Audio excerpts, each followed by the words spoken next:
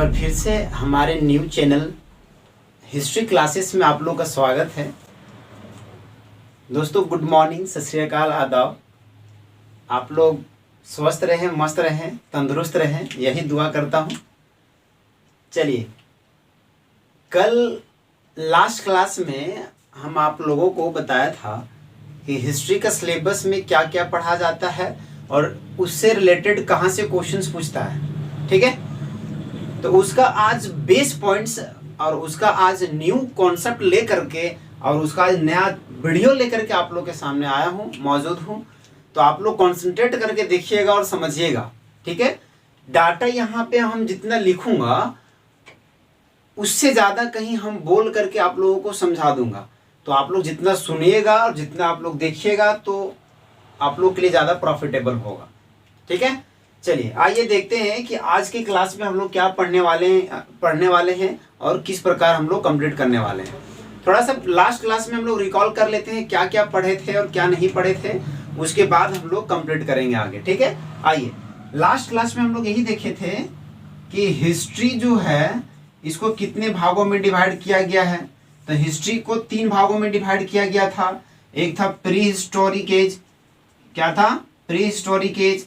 एक था proto historic age, proto historic age था। एक था हिस्टोरिक एज था।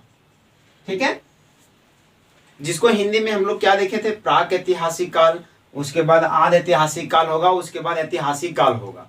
क्लियर है? चलिए, तो प्री हिस्टोरिक एज हम लोग स्टार्ट करेंगे। उससे पहले थोड़ा सा इंट्रोडक्शन हम लोग हिस्ट्री के बारे में जान लेंगे। कल हिस्ट्री का डेफिनेशन पढ़ लिए थे, लेकिन हम कल का क्लास में और लास्ट क्लास में हम ये बात बोले भी थे कि हिस्ट्री का इंट्रो का क्लास या इंट्रोडक्शन हम नेक्स्ट वीडियो में आप लोगों को दे दूंगा। ठीक है, तो उसी में हम लोग आज देखेंगे क्या कि हिस्ट्री। तो हिस्ट्री में सबसे पहले बात कि यहाँ एक नाम आप लोग को दिख रहा होगा हेरोडोटस और एक नाम दिख रहा होगा मेगास्थनीज, है ना। तो हिस्ट्री में ये दो महान हस्तियों का क्या काम है, इन लोग के बारे में क्यों हम लोग डिस्कस करेंगे, तो ध्यान से देखिएगा और समझिएगा। कोई भी एग्जामिनेशन में फादर ऑफ हिस्ट्री, चाहे आप कोई भी सब्जेक्ट का एग्जाम दीजिएगा तो उसका फादर का एग्जाम में नाम पूछता है ना। जैसे मान लीजिए ज्योग्राफी का पढ़ रहे हैं आप, तो जो फादर ऑफ ज्योग्राफी पूछ दिया एरिस्टोटल। ठीक है, इस टाइप से होता है ना। तो हम लोग देखेंगे क्या हिस्ट्री में, अगर फादर अगर देखेंगे तो एक वर्ल्ड लेवल पर देखेंगे, एक इंडिया लेवल पे देखेंगे। तो यहाँ देखिएगा कि हेरोडोटस जो दिया हुआ है नाम, यहाँ क्या है कि यह विश्व का इतिहास का पितामह इनको बोला गया है। Father of history in the world कहने का मतलब क्या हो गया कि वर्ल्ड में हिस्ट्री का पितामह किसको बोला गया है? ये बोला गया है हेरोडोटस को बोला गया है। क्लियर है? अब थोड़ा सा इनके बारे में देख लेते हैं कि इनका जन्म कहाँ हुआ था, ये कहाँ का निवासी थे।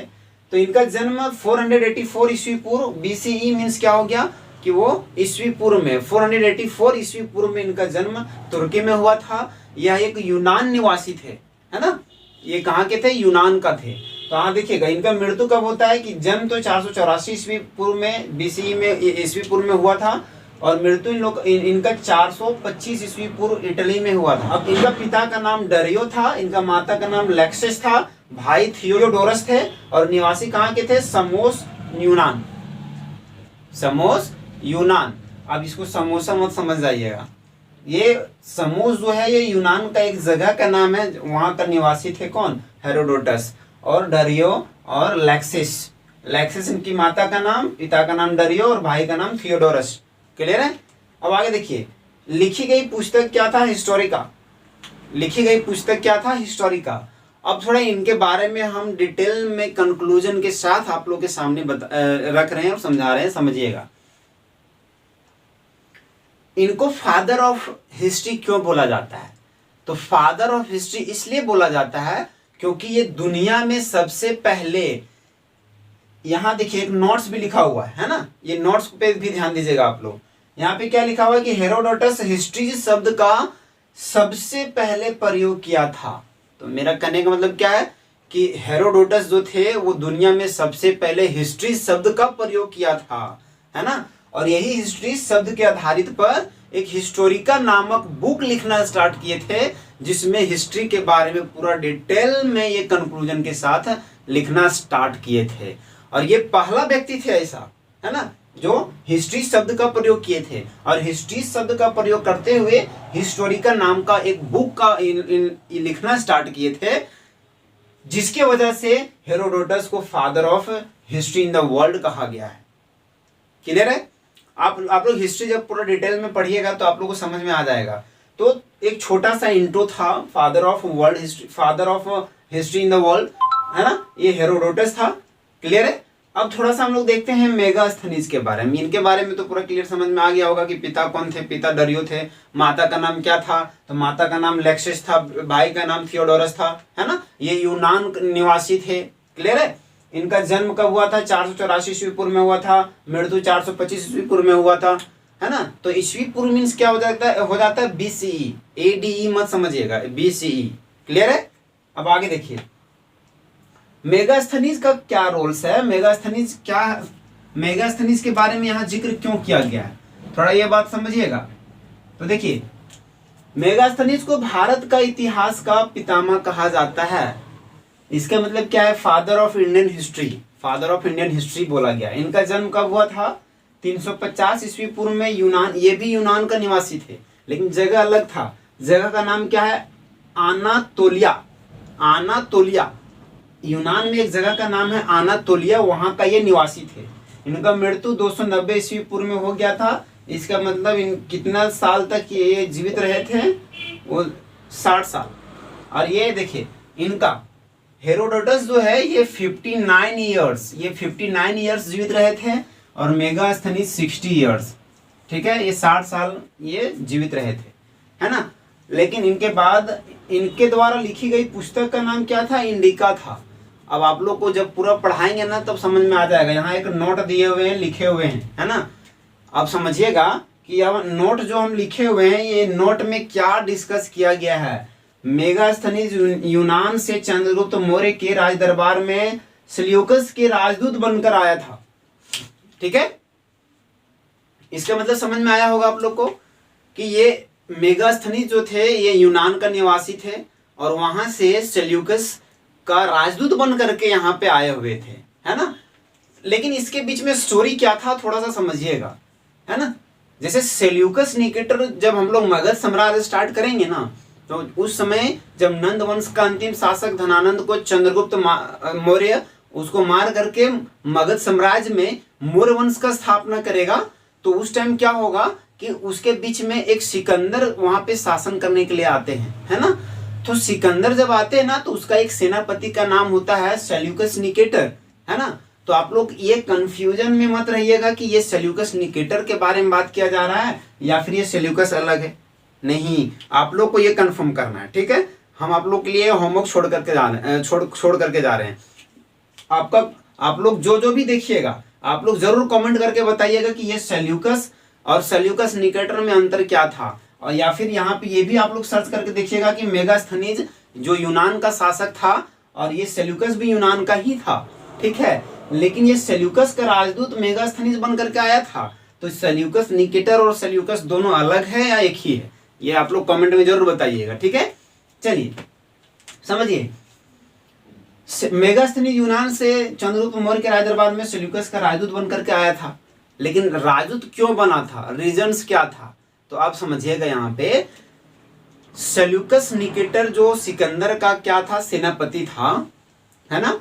वह जब सिकंदर भारत को छोड़ करके अपने साम्राज्य को पूरा सेल्यूकस निकेटर को सौंप करके वापस जब चला जाता है, तो वापस भारत से जब चला जाता है तो उसके बाद सेल्यूकस क्या करता है कि सेल्यूकस पूरा भारत पे कब्जा करने के लिए युद्ध करना स्टार्ट करता है। लेकिन उस समय क्या होता है कि एक बहुत प्रतापी राजा, बहुत स्ट्रॉन्ग राजा, है ना, जो मौर्य था, चंद्रगुप्त मौर्य था, वो मगध साम्राज्य पे कब्जा कर चुका था, है ना।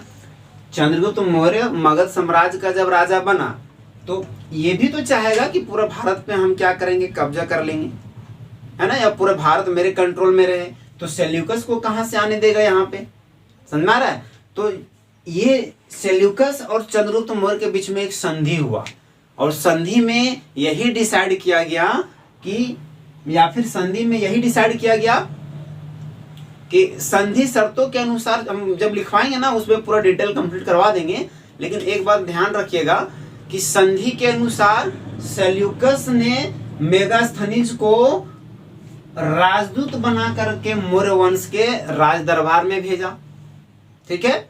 और संधि शर्तों के अनुसार ये सेल्यूकस जो होता है वो सेल्यूकस 4 प्रांत को काबुल, हेरात, मकरान, काबुल, कंधार, हेरात, मकरान 4 प्रांत हो गया।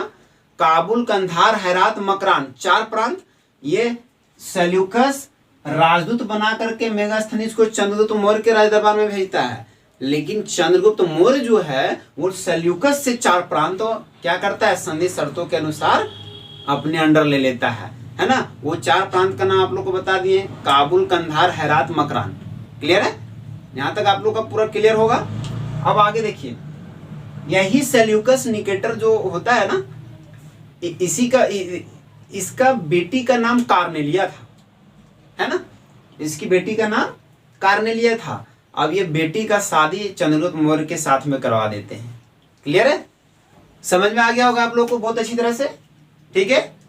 तो हम क्या डिस्कस किए अभी तक, एक सिर्फ छोटा सा इंट्रो था कि father of history in the world, मतलब विश्व पितामह, इतिहास का विश्व पितामह किसे कहा गया है और भारत का इतिहास का पितामह किसे कहा गया है, उनके बारे में थोड़ा सा डिटेल में हम क्या किए, डिस्कस किए। आप लोग इसको क्या कीजिएगा कि स्क्रीनशॉट ले लीजिएगा या फिर जैसा होगा आप लोग नोट्स बना करके रख लीजिएगा। क्वेश्चन यहीं से पूछता है, ठीक है। पूछ देगा क्या, पूछ देगा कि मैं इंडिका नामक पुस्तक का रचयिता का नाम क्या था, है ना। या फिर पूछ देगा क्या, यहाँ पे हिस्टोरिका नामक बुक किसने लिखा था।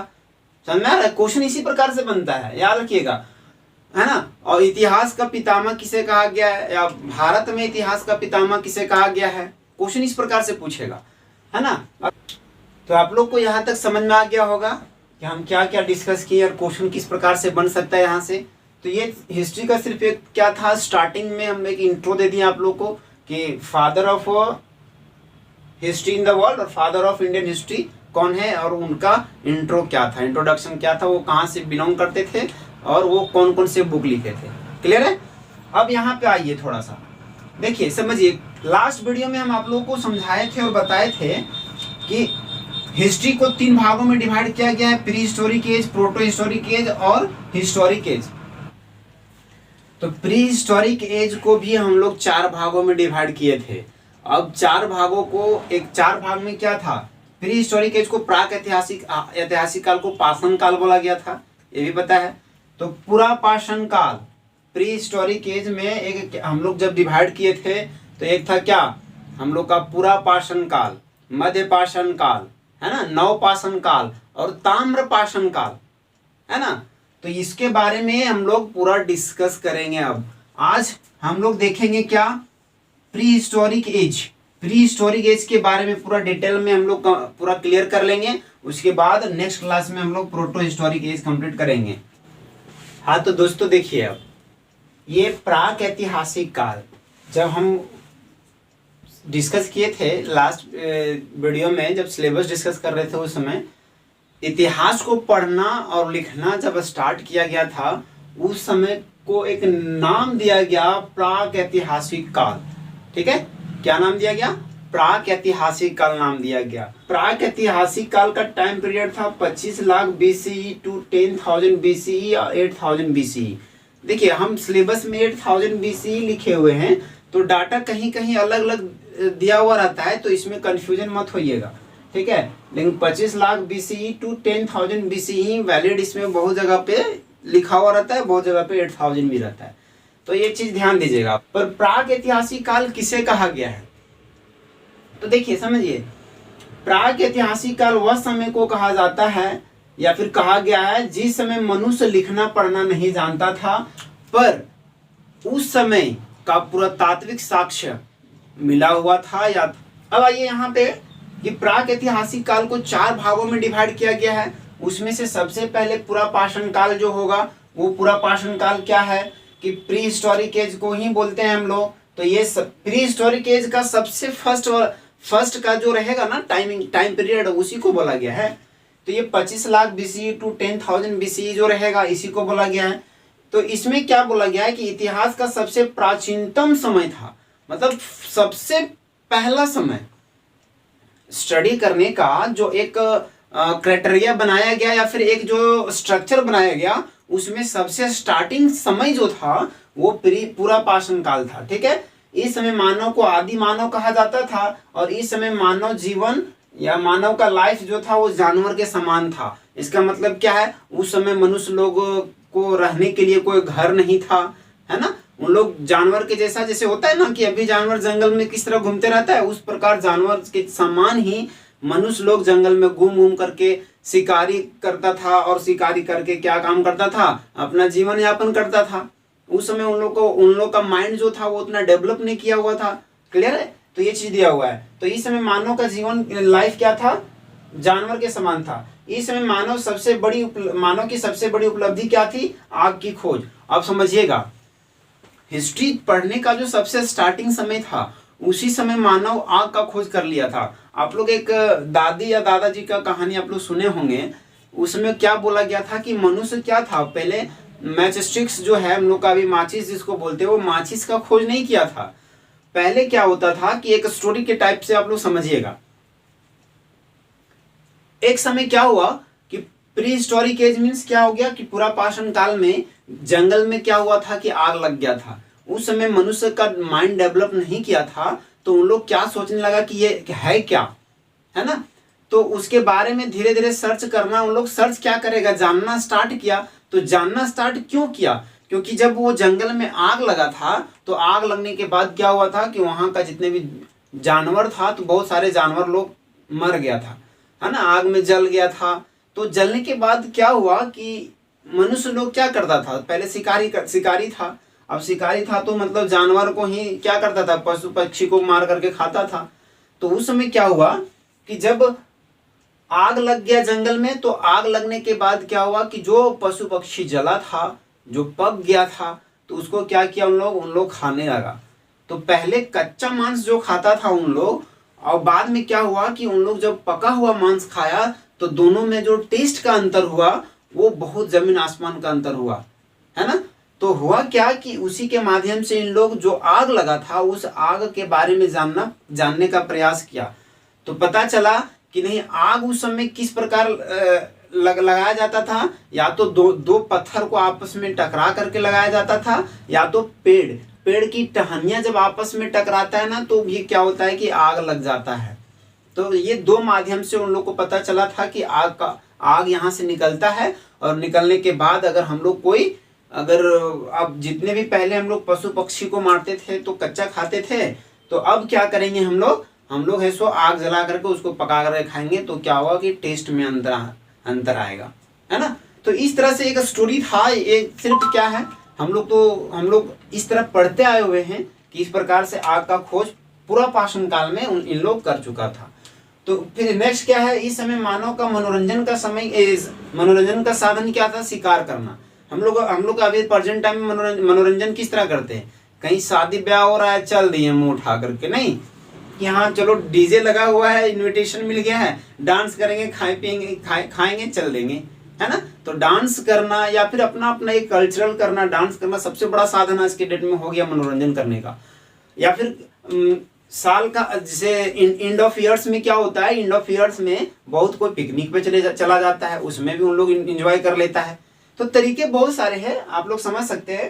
तो ये पूरा पाषाण काल का क्या था, डेफिनेशन था, और उस समय क्या काम किया गया था ये इसमें बताया गया। क्लियर है। सेकंड में क्या है, मध्य पाषाण काल, मेसोलिथिक एज। मध्य पाषाण काल का टाइम पीरियड क्या होगा, जो पूरा पाषाण काल का 25 लाख BC टू 10,000 BC का टाइम पीरियड खत्म हो जाता है, तो खत्म होने के बाद क्या होता है, स्टार्ट होता है मध्य पाषाण काल 10,000 BC या 8,000 BC टू 6,000 BC। क्लियर है। तो ये 10,000 या 8,000 BC टू 6,000 BC में क्या हुआ था, ये टाइम पीरियड के बीच में क्या हुआ था। तो यह समय पूरा पाषाण काल के बाद का समय था, और इस समय मानव का हथियार छोटे छोटे आकार के बन गए थे, या फिर उन लोग बनाना स्टार्ट कर लिया था। पहले क्या होता था, इसमें पूरा पाषाण काल में पहले पत्थर का औजार बना देता था, है ना। लेकिन मध्य पाषाण काल में क्या हुआ कि थोड़ा सा मनुष्य का माइंड डेवलप किया, तो करने के बाद उन लोग क्या किया कि छोटे छोटे आकार के हथियार को उन लोग क्या किया, डेवलप करना या बनाना स्टार्ट कर दिया था। क्लियर है। और मध्य पाषाण काल में मनुष्य का अंतिम संस्कार करना चालू कर चुके थे। अब समझिए, देखिए इसी से आप लोगों को पता चल गया होगा कि इस समय अंतिम संस्कार क्या होता है इन लोगों को कुछ पता नहीं था। लेकिन जैसे मध्य पाषाण काल में लोग आते हैं तो आने के बाद क्या होता है कि मनुष्य का अंतिम संस्कार करना स्टार्ट कर दिया था इन लोग। ठीक है। तो ये मध्य पाषाण काल में ज्यादा कुछ नहीं है, बस यही है कि इसमें बहुत सारे हथियार को इन लोग बनाना स्टार्ट कर दिया था।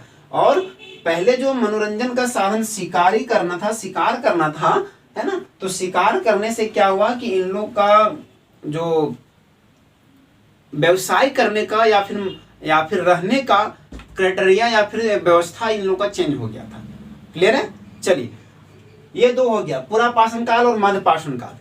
अब थोड़ा सा आते हैं हम लोग नव पाषाण काल में आते हैं। और नव पाषाण काल में क्या काम किया गया था और उसमें मनुष्य कितने स्तर पे उन लोग डेवलप कर चुका था और उसमें क्या क्या इनोवेशन किया। तो इनोवेशन के बारे में बोले थे ना कि फर्स्ट वीडियो में कि क्या क्या इनोवेशन किया गया था, कौन से टाइम में क्या इनोवेशन किया गया था, ये बताएंगे। देखिए, पूरा पाषाण काल में आग का खोज किया गया, मध्य पाषाण काल में छोटे छोटे हथियार बना चुका था इन लोग, अंतिम संस्कार करना स्टार्ट कर चुका था।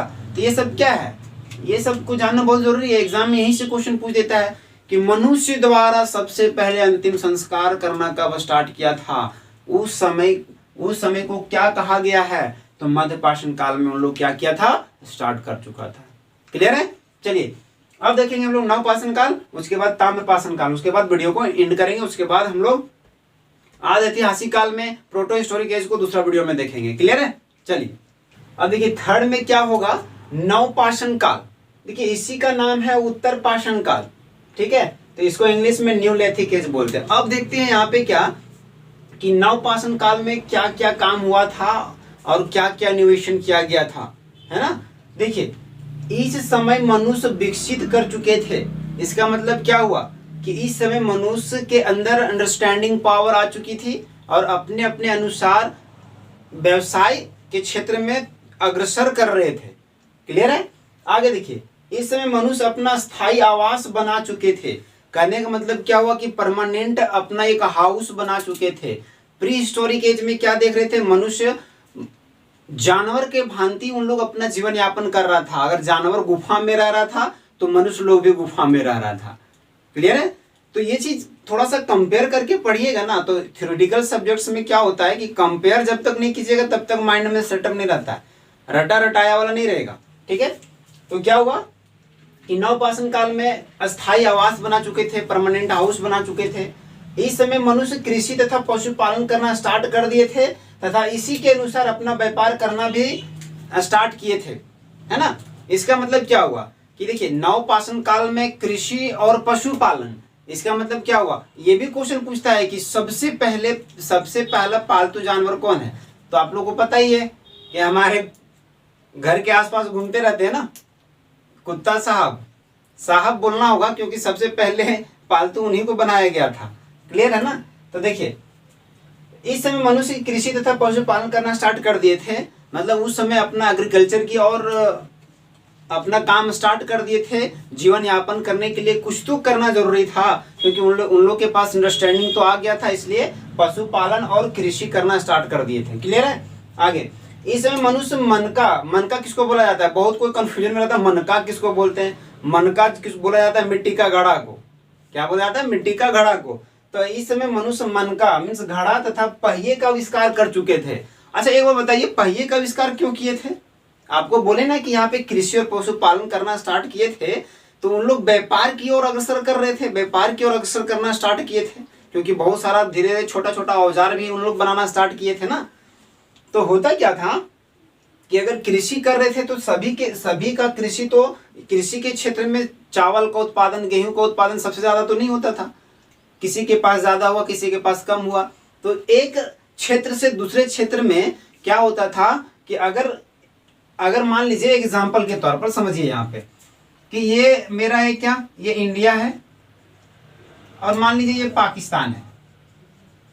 तो देखिए इंडिया के पास अगर चावल ज्यादा होता था, राइस ज्यादा होता था, ठीक है, और पाकिस्तान अगर मान लीजिए औजार ज्यादा बनाते थे तो इन लोग क्या करते थे कि इंडिया वाले लोग इन लोग को चावल दे देते थे और इन लोग चावल के बदले औजार ले लेते थे। तो इस प्रकार का इन लोग व्यापार करना स्टार्ट किया। लेकिन अब बात आती है क्या कि यहाँ से चावल को लेकर के कैसे जाए, 1 केजी तो लेकर के जाना नहीं ना है। तो इसीलिए एक जगह से दूसरे जगह पे बैलगाड़ी बनाना स्टार्ट किया इन लोग। तो बैलगाड़ी बनाना स्टार्ट किए तो उसका पहिया तो जरूरत पड़ेगा ना। तो इसीलिए ये पहिया का, देखिए ये पहिए का आविष्कार किए थे इन लोग। एक जगह से दूसरे जगह पे अपने सामान को, अपनी वस्तुओं को आयात और निर्यात करने के लिए पहिए का आविष्कार किए थे। क्लियर है। तो ये क्वेश्चन बहुत बार पूछता है कि कृषि तथा पशुपालन किस काल में स्टार्ट किया गया था। तो नवपाषाण काल में, न्यूलिथिक एज में। और इसमें मनका तथा पहिए का भी क्या आविष्कार कर चुके थे। एक नोट यहाँ लिखे हुए हैं, देखिए मानव खेती सबसे पहले 7000 ईस्वी पूर्व पाकिस्तान के सुलेमान तथा किरथर पहाड़ियों के बीच की थी, है ना, जिसमें फसल गेहूं और जौ था, है ना, जौ, समझिएगा क्या, गेहूं और जौ। ये भी क्वेश्चन बहुत बार पूछा हुआ क्वेश्चन है। आप लोग प्रीवियस ईयर में हिस्ट्री का क्वेश्चन में देखिएगा, कहीं ना कहीं ये क्वेश्चन मिल जाएगा आपको कि सबसे पहले किस फसल को उगाया गया था या किसका उत्पादन किया गया था। तो गेहूं और जौ। तो ये कौन सी काल में, न्यूलिथिक एज में, नवपाषाण काल में इसको प्रोडक्शन किया गया था। यहाँ तक तो आप लोगों को क्लियर होगा। तो न्यूलिथिक एज, नवपाषाण काल का टाइम पीरियड 6000 से 4000 ईस्वी था, मतलब ईस्वी पूर्व था। और उसके बीच में ये सब पूरा इनोवेशन किया गया था, ये सब काम किया गया था और व्यापार करना स्टार्ट किया गया था। क्लियर है, आप लोग अच्छी तरह से देख लीजिए। अब आते हैं हम लोग प्री हिस्टोरिक एज का सबसे एंडिंग ईयर्स या सबसे एंडिंग काल, है ना, सबसे एंडिंग एरा भी बोल सकते हैं उसको। BCE मीन्स होता है क्या, देखिए E मीन्स एरा, ठीक है। तो याद रखिएगा ताम्रपाषाण काल को चालकोलिथिक एज बोलेंगे। इसका मतलब क्या हो गया, टाइम पीरियड क्या हो जाएगा जहां खत्म होता है। देखिए न्यूलिथिक एज क्या, कहाँ खत्म होता है, न्यूलिथिक एज 4000 ईस्वी पूर्व में खत्म होता है। तो यहाँ स्टार्ट होगा 4000 ईस्वी पूर्व टू 2500 ईस्वी पूर्व। क्लियर है। अब यह पाषाण काल का अंतिम समय था। इस समय तांबे का खोज किया गया था, मतलब इस समय तांबे का खोज किया भी गया और तांबे का सबसे ज्यादा औजार भी बनाया गया। बड़ा बड़ा से बड़ा बड़ा औजार भी इसी समय बनाया गया, ठीक है। देखिए इस समय मनुष्य पूरी तरह से विकसित हो चुके थे और इस समय सभी मनुष्य अपने अपने अनुसार व्यापार करना स्टार्ट कर चुके थे और इस समय तांबे का व्यापार अधिक मात्रा में कर रहे थे। इसका मतलब क्या हुआ, ताम्रपाषाण काल इसीलिए बोला गया इसको। ताम्र मीन्स क्या, कॉपर एज भी बोल सकते हैं इसको हम लोग। क्लियर है।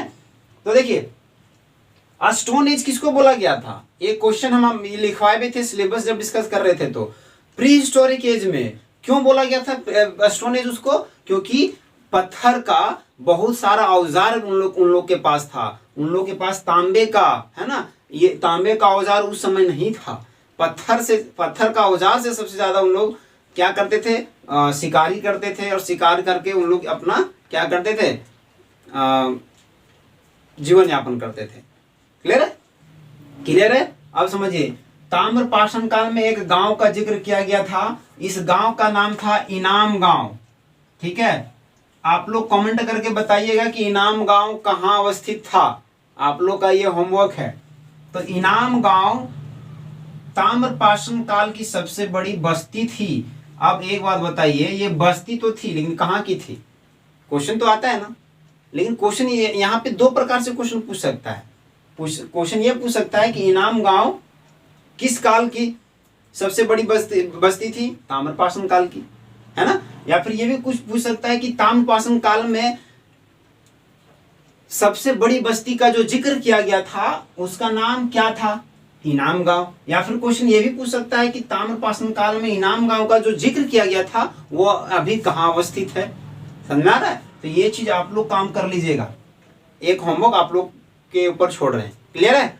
अब देखिए ये हम लोग का प्री हिस्टोरिक एज का चारों टाइप्स खत्म हो जाता है। स्टार्ट कहाँ से हुआ था, 25 लाख BCE से स्टार्ट हुआ, फिर 10,000 BC आया, फिर 10,000 से हम लोग का 10,000 से फिर हम लोग का कहाँ से आया 6,000, 10,000 या 8,000 था ना, 10,000 या 8,000 से 6,000, 6,000 से फिर हम लोग का 4,000, 4,000 से फिर 2500 BCE। अब यहाँ पे हम लोग का हिस्ट्री का प्री हिस्टोरिक एज खत्म हो जाता है अब स्टार्ट होता है हम लोग का आद ऐतिहासिक काल, प्रोटो हिस्टोरिक एज, जो इस वीडियो में हम लोग नहीं कंप्लीट करेंगे क्योंकि वीडियो बहुत ज्यादा लंबा हो जाएगा। इसीलिए प्री हिस्टोरिक एज खत्म होने के बाद हम लोग proto historic age new video में कंप्लीट करेंगे। आज के लिए इतना ही। आशा करता हूं कि आप लोग को बहुत अच्छी तरह से समझ में आया होगा, हम रिलेट कर पाए होंगे, और आप लोग को अगर अच्छा आया होगा तो प्लीज दोस्तों शेयर जरूर कीजिएगा, सब्सक्राइब और लाइक जरूर कीजिएगा, भूलिएगा मत।